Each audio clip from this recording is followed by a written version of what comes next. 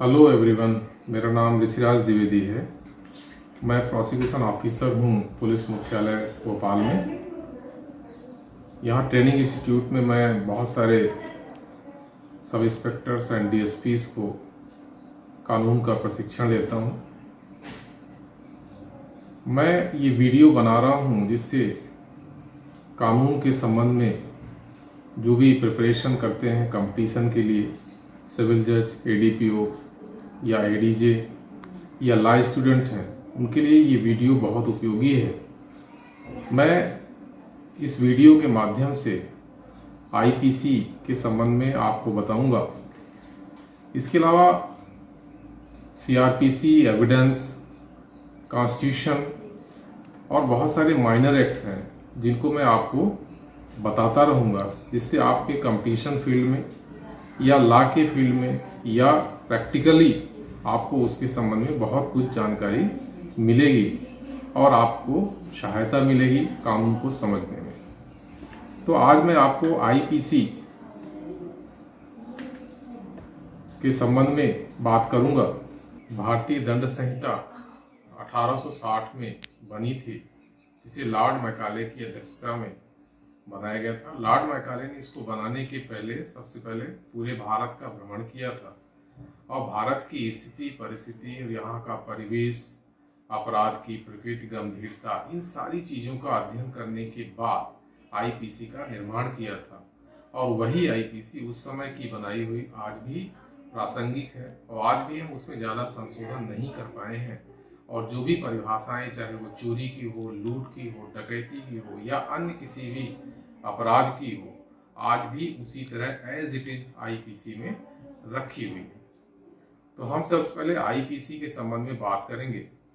मैं ये बताता चलूँ कि जो भी कंपटीशन दे रहे हैं, सिविल जज, एडीपीओ, एडीजे या अन्य किसी क्षेत्र में, मैं उनको बीच बीच में टिप्स भी देता रहूँगा कि वो किस तरह के नोट्स बनाएं और कैसे उसको पढ़ें और कैसे मेमोराइज करें, जिससे वो चीज़ें अच्छे से वो लिख सकें। तो आईपीसी में सबसे पहले अपन ये देखते हैं विधि क्या है।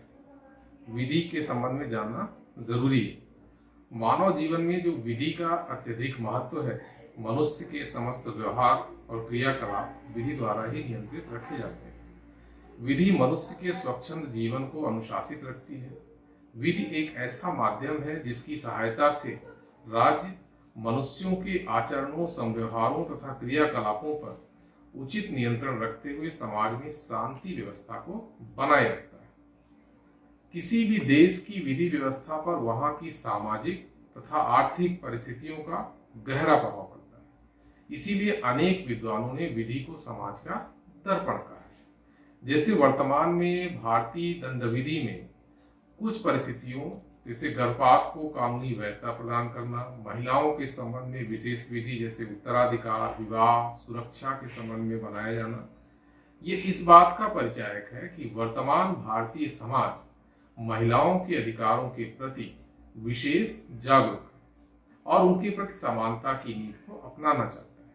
इसी तरह संविधान संशोधन, उपभोक्ता अधिनियम, सिविल राइट, विधिक सहायता इत्यादि इस बात के द्योतक हैं कि भारत में समाजवादी अर्थव्यवस्था एवं दलित और शोषित वर्ग को सामाजिक एवं आर्थिक न्याय दिलाने के लिए प्रयास किए जा रहे हैं। तो जो विधि की परिभाषा निकलती है वो यह है कि संप्रभुता शक्ति द्वारा जारी किए गए समादेश को विधि कहा जाता है। संप्रभुता शक्ति अर्थात सरकार, समुचित सरकार द्वारा जो भी आदेश, समादेश, नियम बनाए जाते हैं वही विधि है। और ऑस्टिन ने ये परिभाषा बताई है कि संप्रभुता शक्ति द्वारा जारी किए गए समादेश को विधि कहा जाता है। ब्लैक स्टोन एक बड़े विधिशास्त्री रहे हैं जिन्होंने बताया कि विधि नागरिक आचरणों के ऐसे नियम हैं जिन्हें किसी राज्य की सर्वोच्च शक्ति द्वारा उचित का समादेश और अनुचित का प्रतिषेध करने के लिए निर्देशित किया गया। तो ये हो गई विधि की परिभाषा। अब हम बात करेंगे दंड विधि का विकास।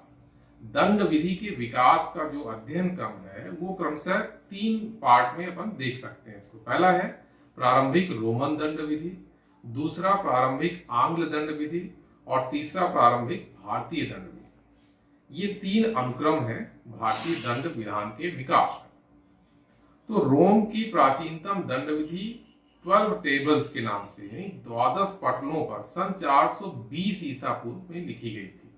इसके 8वें पटल पर अपराधों का उल्लेख किया गया था, जिसे डे डिलिक्टिक्स की संज्ञा दी गई थी।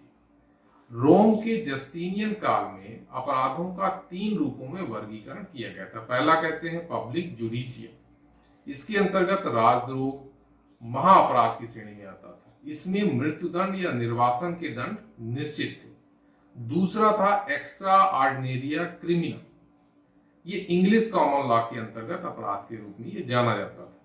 इसमें आते थे जैसे पारिवारिक अपराध, नए धर्म को प्रारंभ करना, फसल का मूल्य बढ़ाना, गर्भपात, आवारागर्दी, चोरी। इनके लिए कोई विशेष दंड निर्धारित नहीं था। न्यायाधीश अपने विवेक से निर्णय लेते थे। तीसरा है प्राइवेट डिलेक्टा। ये व्यक्तिगत अपकार, क्षति अथवा अपकृत्य के मामले इसमें आते थे।